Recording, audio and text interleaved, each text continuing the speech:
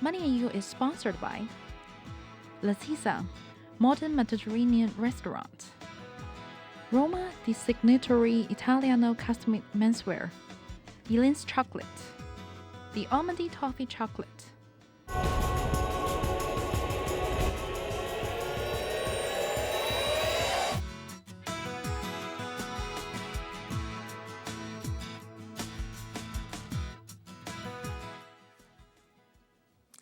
Hello, everyone. Welcome.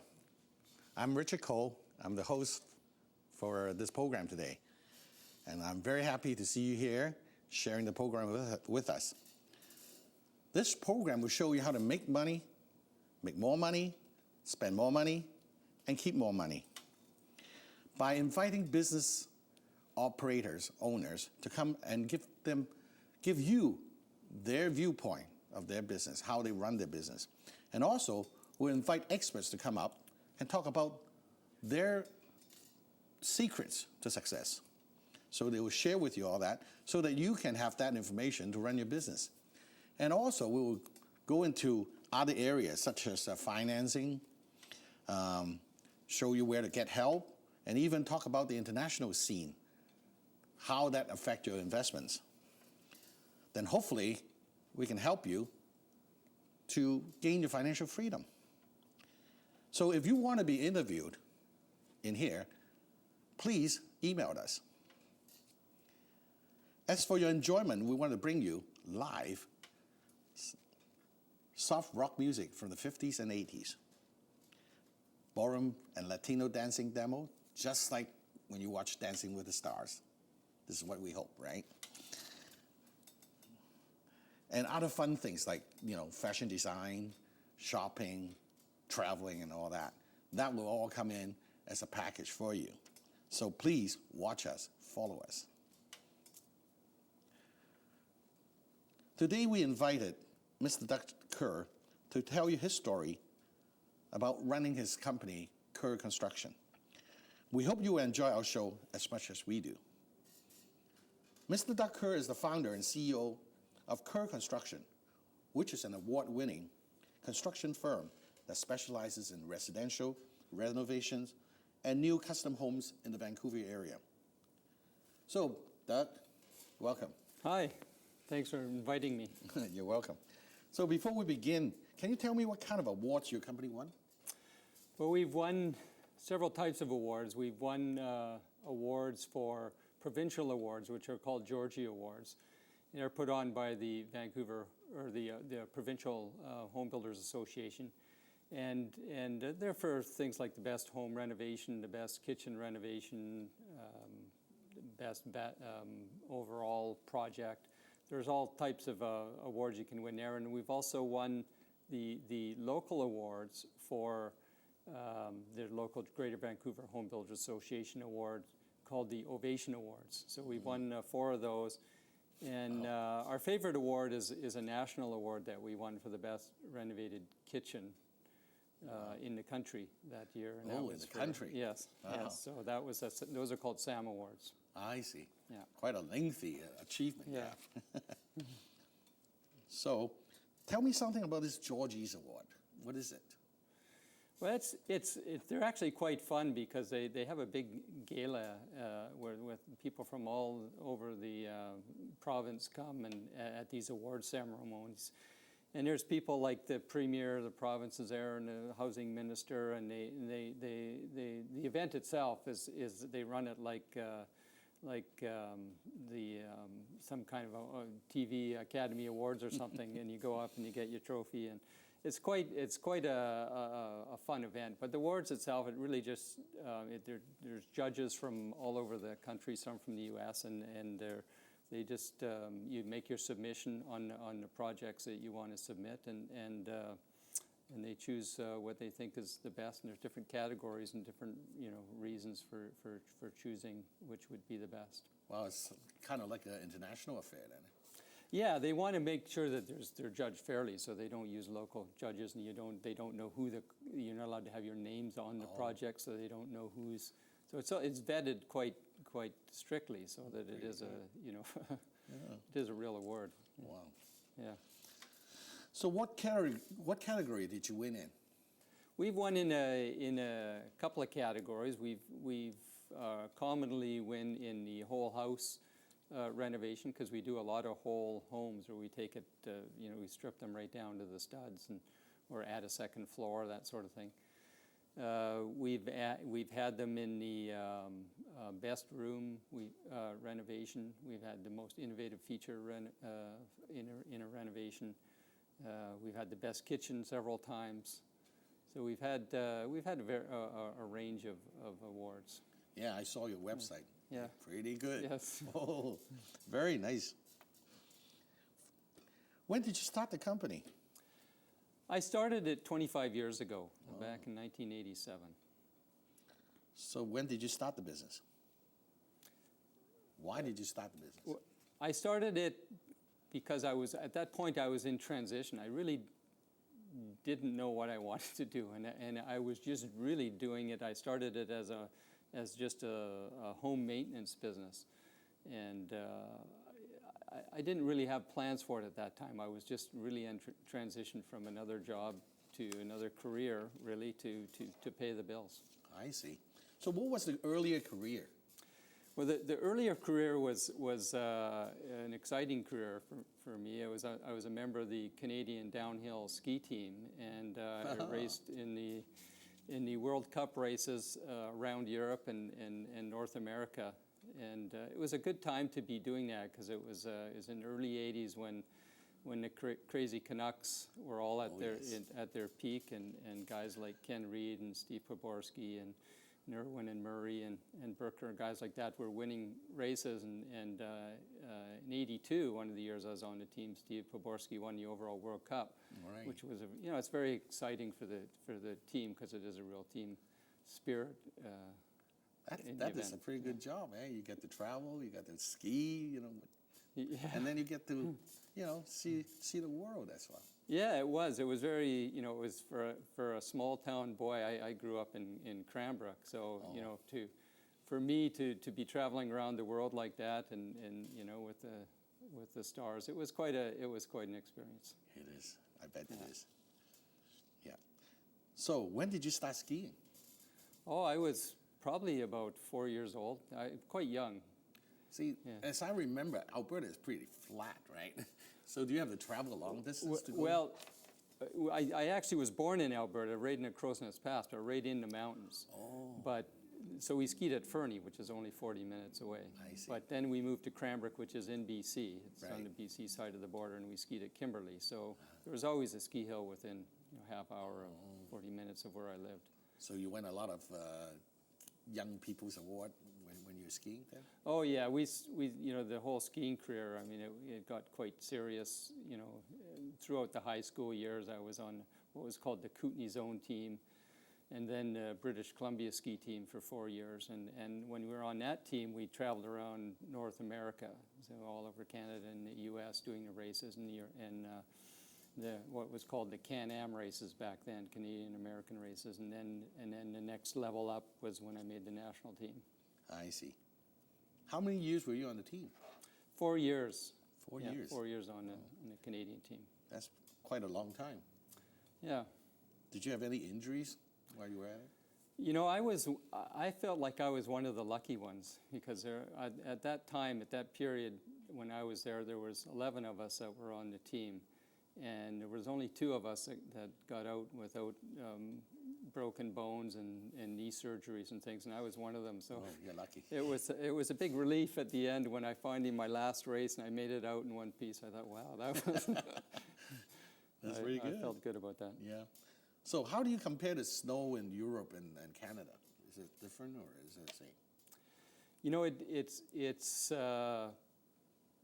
The snow varies significantly in Canada, so it depends on where you're talking about. On the coast, the snow, we get good snow up at Whistler, but it's not really the light, fluffy, powdery snow that you get up in the interior where it's drier snow.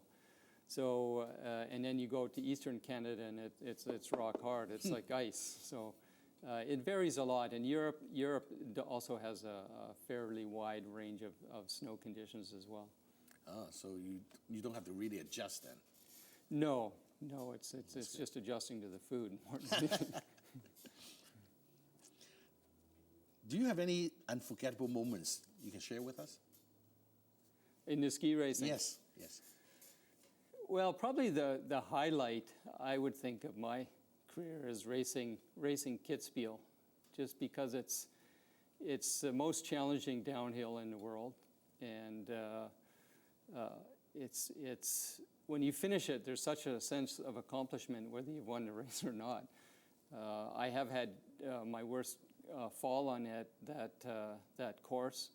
I on one of the last bumps, I flew about 200 feet through the air and landed on my back, and unfortunately I was out for about 3 or 4 weeks from that and did miss the Olympics that year. Oh. But it's still that running that course and having one of my better results on that course, that's probably one of the highlights for me. Great. What was it like transitioning from ski racing to construction? That was difficult. It was difficult because after the excitement and the flair and of ski racing, and I was really dedicated, and I didn't really care about anything else, didn't want to do anything else, and it was tough to transition, and taking on a regular job was not an easy. It was hard to get excited about it, and it took me a while to get that figured out. And were there any transferable skills? Yeah, there were actually a lot of transferable skills. One of them was just hard work and dedication. I never thought that I was one of the most talented people, but I saw a lot of other people that I thought had more talent than me, that I went a lot further in ski racing. But because I worked harder and I was more dedicated, I went a long ways, and I was able to transfer that into the business, Kerr Construction now. And one of the other things was confidence. When I started the business, the construction business, I thought, well, if I could be one of the best guys in the world at skiing, I could be one of the best at something else too. So that's the approach I took. I see. So it sounds like, it really helped with that kind of background. It did because I'm the type of guy that went full blast at whatever I decided to get into. So once I finally did decide that construction was what I wanted to do, I really, that idea of, okay, let's be a professional at it and let's do it to the best we can do it, that really is transferable. So have you been able to replace the same passion you had for ski racing to what you do now? It took a while. It wasn't easy, but I remember exactly when it happened. Actually, I was on a holiday and I was down in LA, driving around Beverly Hills, and that was looking at all the beautiful homes in the area and looking at all the nice stuff and thinking, well, we could build that. We could build nice stuff like that. And then I thought, you know what? I don't care about the money. I don't care about the business part of it. All I want to do is I'm going to build really nice stuff for good people, and I'm going to make them really happy with what the projects turn out. That is so fantastic. Yeah. We have to take a break now, but please stay with us. Please come back and join us again. Thank you. Money and You is sponsored by Lasisa, modern Mediterranean restaurant. Roma, the signatory Italiano custom menswear. Elaine's chocolate. The almondy toffee chocolate.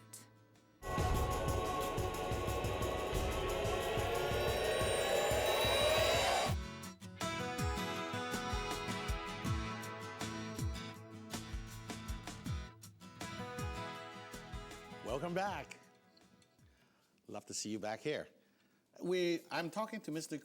Doug Kerr, the CEO of Kerr Construction, and he's talking about how his ski experience can really help him to enhance his business experience. So, Doug, what is the goal of Kerr Construction? Is it to win awards? No, it's not winning awards. That's not the goal. That's really just a byproduct of doing things in a professional manner. The goal of Kerr Construction is to develop systems and procedures that allow us to be able to service a client really well and give them really good value for what they pay for.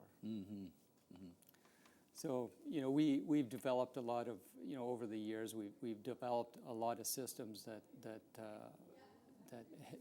help them and make it so that they can get what they want. Nobody wants the problems that come with the construction business, and there's lots of them. There's shows that just go into it. Nobody wants to be on a Mike Holmes episode, right? So, you know, over the 25 years, we've developed a lot of processes and systems that help us to avoid all of those pitfalls and problems. It looks like that you really need a broad kind of viewpoint or goal, eh, before you can really get a really good product out. Is that what you find? Well, you know what I find, it's not necessarily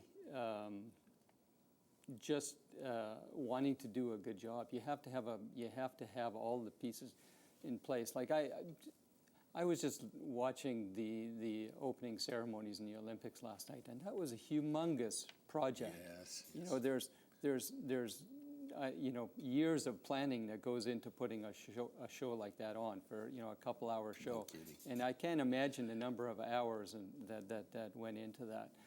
And it was a successful show because they do that just for a couple of hours. So in a construction process, it's the same thing. It's the pre-planning that needs to be done, and the processes and the systems that are in place that make a construction project successful, not just the talent of the individuals involved. It's the whole, it's the way it's approached. And I, you know, coming from the background I wanted to do things at a professional level, and I didn't really see that it was a cohesive way of doing a project. You know, construction business is a bit disjointed.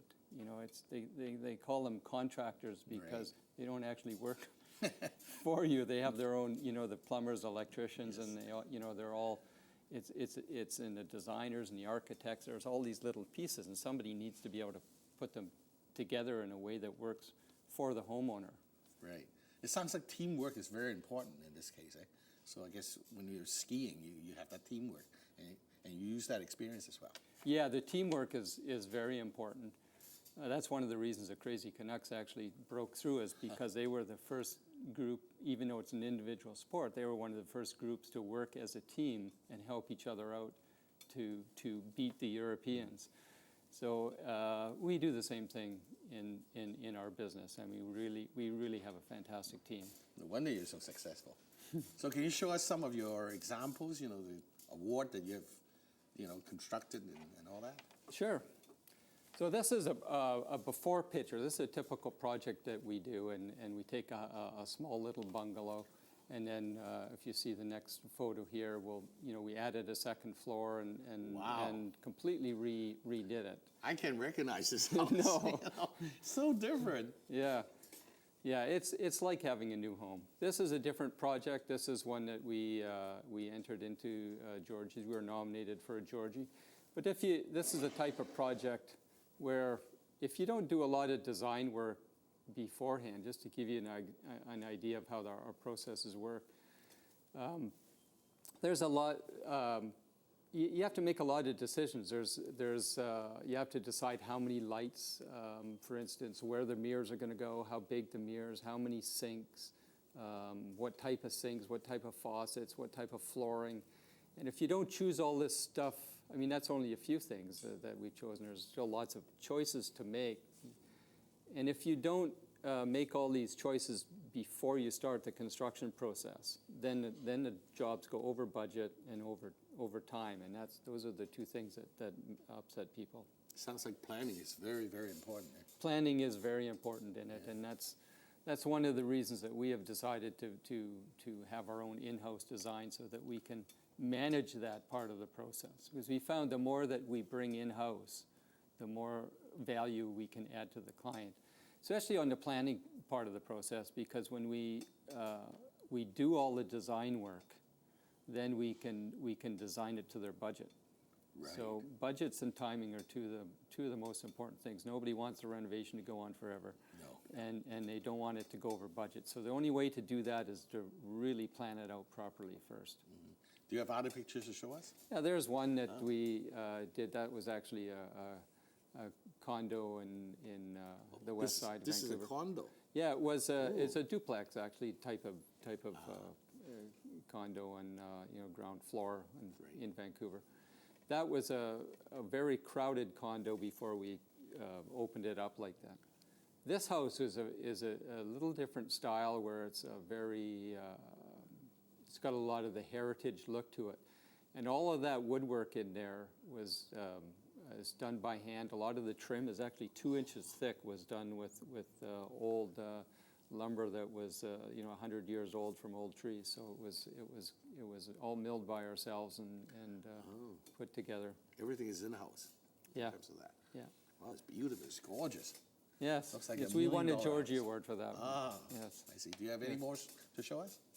I'm not sure if we have any more projects on here or not. I think that might have been it. There's some awards. There's actually some of the Georgie Awards that we did win. That was a good night because we won 2 Georgie Awards that night. Oh, congratulations. Yes, and that was another one of the Ovation Awards. Great. So what difficulties have you encountered in the growth of the business? Well, I guess one of the problems we had several years back was the growth of the business. Was growing too fast for the speed that we were able to put the organization in, and we learned some lessons there. We just were growing so fast we couldn't hire and train people on how we did things, and we couldn't change our procedures and operation quick enough to manage the way that to the same quality and level that we did before. So I learned a couple of things from that. I learned that first of all, you have to hire the best people, because if you don't hire the best people, you're going to get nothing but trouble, Right. and you're going to spend all your time dealing with your employees instead of dealing with the clients.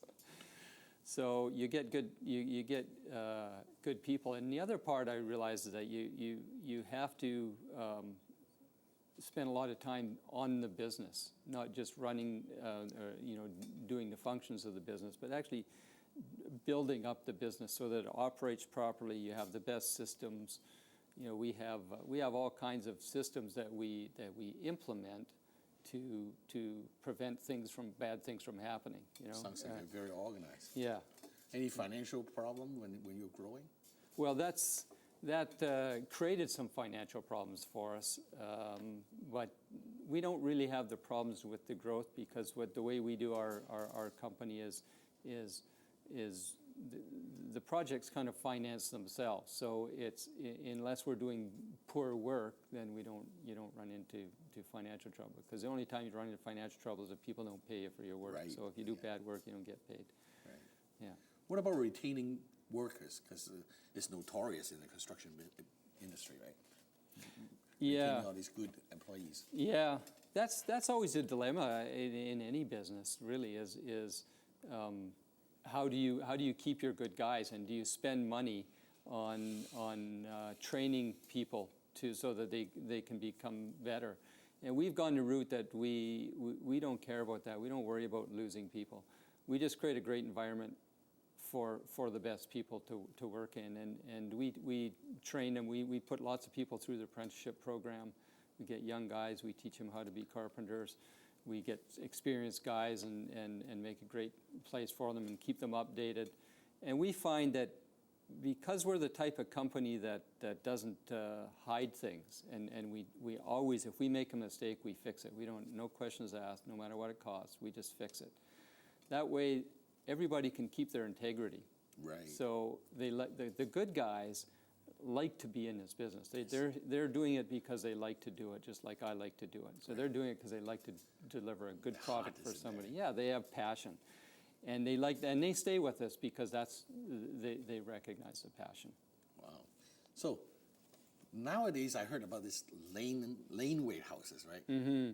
Can you tell me something about that? Like, I'm quite interested in it. It's a good program. The city of Vancouver has changed their bylaws so that at the back of the property where the garage goes, you can build a laneway home and up 500 to 750 square feet depending on the size of the lot, and it's taking off. It's actually quite an exciting project, and it's probably the cheapest way to add square footage, or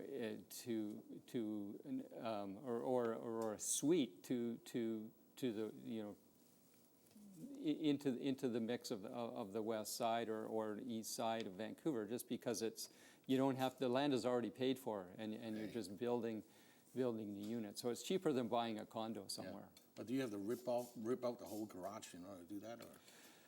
In most cases, yes, because you have to meet new home warranty standards. So they treat it like it is a new home and not a renovation. So you have to have proper foundations and proper insulation in the floors, and there's proper elevation from the alleys and proper drainage.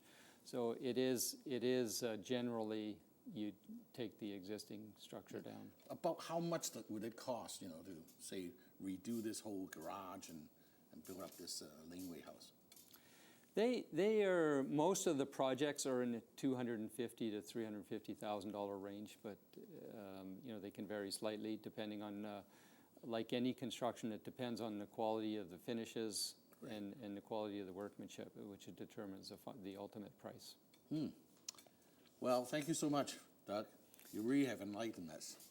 Folks, you hear from him. He tells you how he runs his business, how to be a successful business. So use that for your own business. For now, I bid you farewell. And hopefully, you will come back and watch us again. Thank you. Great.